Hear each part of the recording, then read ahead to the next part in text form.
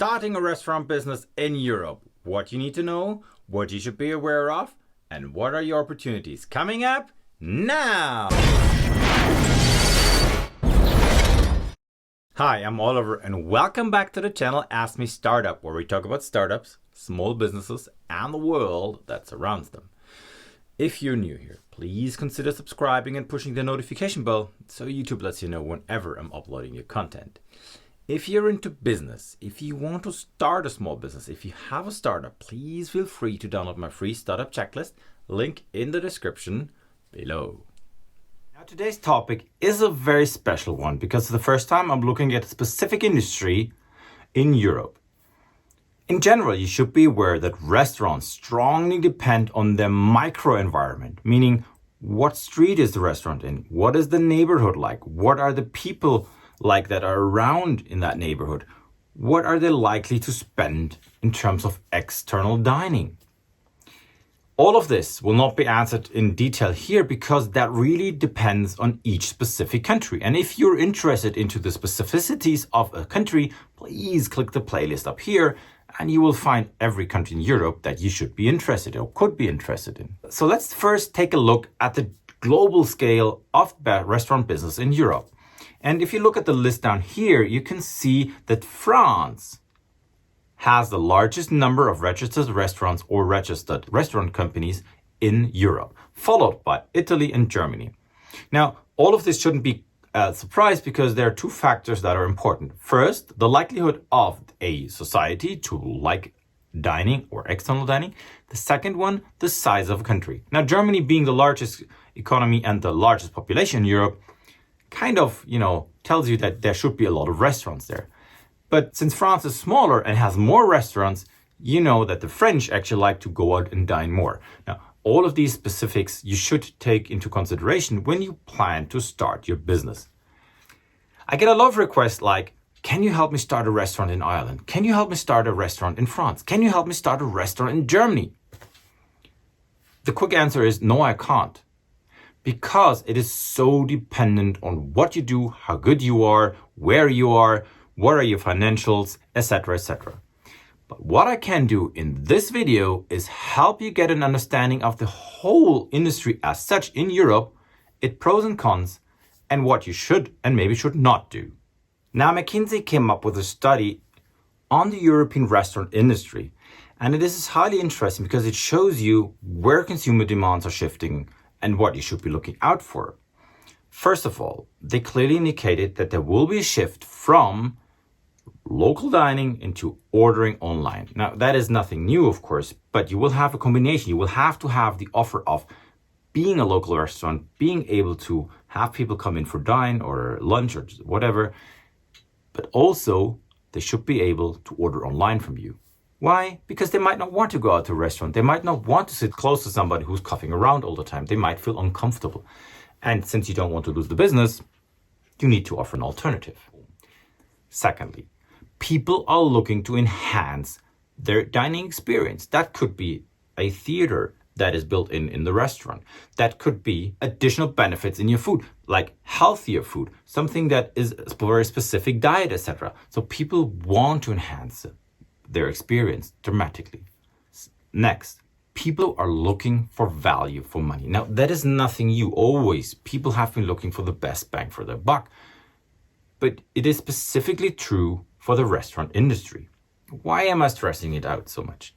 Reality is most businesses will not make money, and people are not willing to spend the amount of money that they should or that is required for you to have a sustainable business on the long run. Restaurants will need to reinvent the business model. You cannot just open a restaurant and hope people will come and you will have enough money to survive. It's not happening like this. You will have to do things way beyond you ever imagined to do just to be attractive enough for customers to show up. And don't get me wrong, people will show up. People have been accumulating huge amount in dining experiences due to COVID. But that's not enough. That will not be enough on the long run to sustain your business because that wave will go down and impacts will be dramatic if you're not adapting or offering something very, very unique. And finally, you might want to switch to a delivery-only model. Because that way you can reduce your cost and be very sufficient. But deliveries are everywhere these days. Is that enough? I don't know. But just keep that in mind. If you plan to start a restaurant anywhere, you have to ask yourself, am I doing enough, or do I just want to open a restaurant for the sake of it and lose money?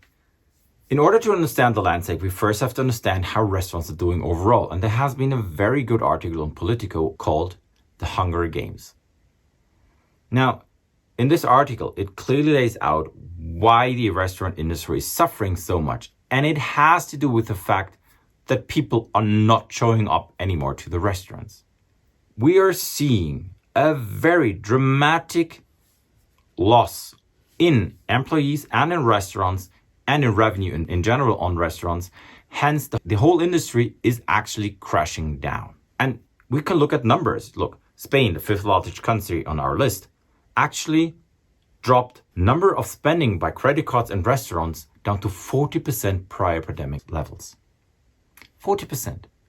That's not enough to make a living for everyone out there. Look at Belgium. Belgium is looking at a tsunami of bankruptcies and restaurant businesses. Why? No help from the government, no employees, no customers. What are you going to expect? No revenue, of course. Hence, you're unable to survive. And just be frank, we're seeing that all over Europe. It's the same pattern. Some governments have cushioned these effects, some haven't. It doesn't matter. The restaurant business is into a huge, devastating change. And starting a restaurant business right now might be a big challenge. But why are these restaurants dying? What is the main issue? Besides government politics, many restaurants haven't adopted. They're still what they call dinosaurs, people that have had their restaurant for 30 years, 40 years. This might be their retirement plan. It's not working anymore, and people are looking for something else. Secondly, even if you have adopted to the new reality, they call it evolution. Let's say you've adopted to Industry 4.0. You have all the digital means that you were looking for. All is, top notch. And you go like, but where are my customers? Why aren't they coming? Many have accepted the new reality in terms of everything is digital anyway. So what is different with your restaurant? And thirdly, you need to be aware that it's not enough just to say I'm different. You have to be different. You have to act very, very unique. And this is where people are struggling. Listen, it's not enough just because you're from India to open an Indian restaurant somewhere and hope that this is different enough. People don't care. People really, really don't care. Why? They're getting Indian restaurants all over the place. They're getting all type of food all over the place. If they want to go for this part, that's the whole point. Look at the market environment and then make your judgment from there. But maybe there are still some opportunities, and I don't want to leave you all too depressed now. Listen, there are changes in every industry, and always change means new opportunity. And I don't mean opportunity in a way, because 100,000 restaurants are going to go away, I will have the best chance of my life just because I have so many left. No. There are changes that are, persistent, that are consumer changes that are far beyond just delivering online. Let's have a look at them. Listen, according to a survey, there is a trend from chicken to egg, meaning people are now looking to eat more eggs as part of a healthy diet. That could be something you can focus your restaurant on. That depends on different preparation methods, etc., but this is really, really interesting. So offering something that maybe a typical restaurant wouldn't do. Also, it seems like there's a huge trend towards breakfast becoming the new dining. People maybe rather want to go out early and have a very healthy breakfast prepared for them instead of going for dining. Look, if you're able to adapt to this, that's great. Next opportunity, ghost kitchens. Look, ghost kitchens, I have mentioned quite some time ago, are kitchens that are, in terms of invisible, they have just a kitchen. They don't have a restaurant where you can sit and dine, but they're offering food in terms of delivery services to home offices, to companies. These will not go away. They might not be as dominant as they used to be in the pandemic time. The next thing they propose is the functional dessert. It might not be enough just to have a very tasteful dessert. It must be functional. It must be healthy. It must help my diet. It must help other things that I'm looking for. put your head around. If you can find out something that is crazy good enough that people will accept as in sustainable ways, etc., then you got a good opportunity. And the next thing is, people like to go back to local. People have had enough of, all this globalization. People are looking now for restaurants that serve local food, that serve something they know. That doesn't mean they're not going to go for a Asian restaurant in Europe or a US restaurant. But maybe if you combine both, get local ingredients and mix them with the flavors of Asia, for instance, then you have something very unique that people are actually proud to spend their money on. All right, everybody. I hope that video was helpful to you, and it was my first take on an industry in Europe. If you have further comments or questions, please drop them down below. I'll link all the research that I've done down below so you can read through it yourself and have a deeper insight into your specific needs. Please, if you are interested in a specific country, click the playlist up here or click the playlist in the description, because this actually tells you which countries offer better or less interesting perspectives for you. And last but not least, if you made it so far into the video, please subscribe and push the notification bell, because it really helps this channel to grow. I thank you for your attention, and I'm gonna see you next time.